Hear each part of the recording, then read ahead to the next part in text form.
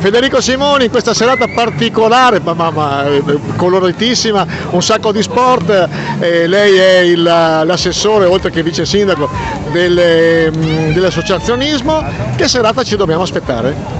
Beh, è una serata, come vedete, spumeggiante, una serata fresca, giovane, con tanti bambini, tanti ragazzi, tante associazioni, una ventina di associazioni che hanno aderito, che sono alcune nuove, alcune che ogni anno da ormai 10-15 anni facciamo questa kermesse. Il penultimo venerdì di Adria d'estate, è una vetrina, è un expo delle associazioni dove si mettono in mostra, fanno vedere quello che sanno fare, le attività che proporranno a partire da settembre, ed è un modo per stare tutti assieme, per far vedere che la squadra vince. È un lavoro di squadra che si fa e si dà modo ai genitori, ai bambini, ai ragazzi di vedere qual è l'attività sportiva, quali sono le attività sportive che offre la città di Adria, quali sono le attività delle nostre associazioni, che sono le associazioni del territorio, le associazioni che ovviamente abbracciano anche più comuni. Abbiamo avuto realtà che poi si sono fuse assieme, insomma un gran lavoro fatto da tanti anni che serve a noi come amministrazione comunale per far vedere quanto possiamo dare. Ovviamente noi come comune siamo in supporto da sempre alle associazioni, tutte le amministrazioni comunali che si sono succedute l'hanno sempre fatto, è un po' la forza di Adria, il mondo associativo.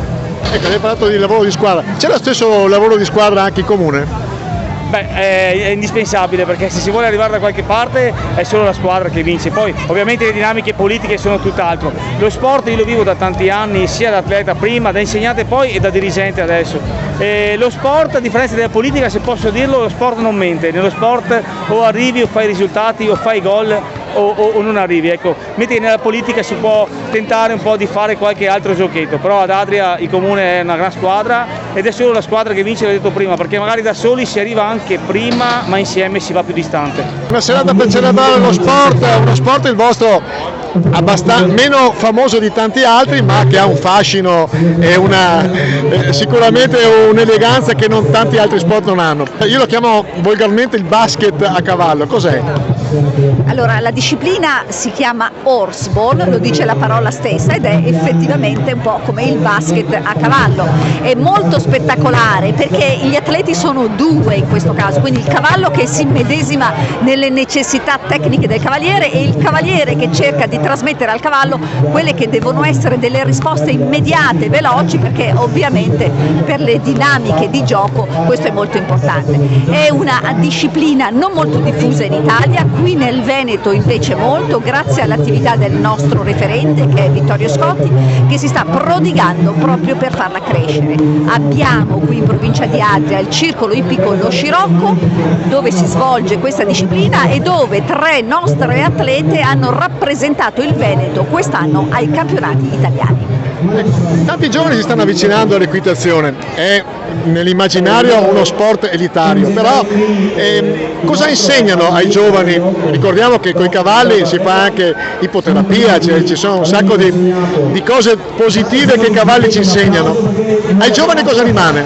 Allora, certamente è l'unico sport, è l'unico delle federazioni sportive che ha a che fare con un essere vivente, quindi questo già ve la dice lunga. Un essere vivente che è un essere senziente, cioè sente, ha paura, sente le nostre emozioni, reagisce agli stimoli interni, quindi chiaramente il cavaliere deve essere in grado, attraverso la sua empatia, sviluppando una certa sensibilità e anche, attenzione, attraverso l'attenzione al prossimo, che in questo caso è il cavallo, nella vita quotidiana può essere un'altra persona, quella sensibilità che lo porta a capire quali sono le esigenze, quindi uno deve capire le esigenze dell'altro, uno deve interpretare le esigenze dell'altro, uno aiuta l'altro. Perché il Veneto ha questa predisposizione a questo sport, che come ripeto è uno sport poco conosciuto ma con un fascino straordinario? Allora, è una disciplina, viene chiamata la pallacanestro a cavallo, perché è una delle poche discipline nell'equitazione di squadra, in cui c'è una squadra che è composta da 4 o con le riserve 6 giocatori che giocano in campo contro altri 4 o 6 giocatori e vince chi fa più canestri, come nella pallacanestro. Ecco, diventerà disciplina olimpica? No, in questo momento è una disciplina non olimpica, speriamo che diventi disciplina olimpica, anche perché diamo portato a casa in 2 europei ben 2 medaglie d'argento, 6 medaglie di bronzo, e ai mondiali abbiamo portato a casa 5 medaglie di bronzo, quindi speriamo in una crescita anche nel mondo olimpico di questa disciplina. Allora, 3 campionesse premiate, tutto guardiamo la targa giustamente celebrativa di quello che avete fatto. Nome? Bianca Mischiatti. Nome? Emma Guzzoni. E nome? Noemi Settini. Ma perché vi siete innamorati di questo sport, che è uno sport poco famoso ma tanto affascinante? Lo chiedo a Noemi, poi anche alle altre. Perché stare in mezzo ai cavalli ci fa stare bene. Tocca a te dirmi perché. Allora, io confermo pienamente con la Noemi. Anch'io confermo. Allora, io vi voglio vedere fra pochi anni alle Olimpiadi, va bene? Grandi. Aspetta che vi faccio vedere targa. Grazie, complimenti.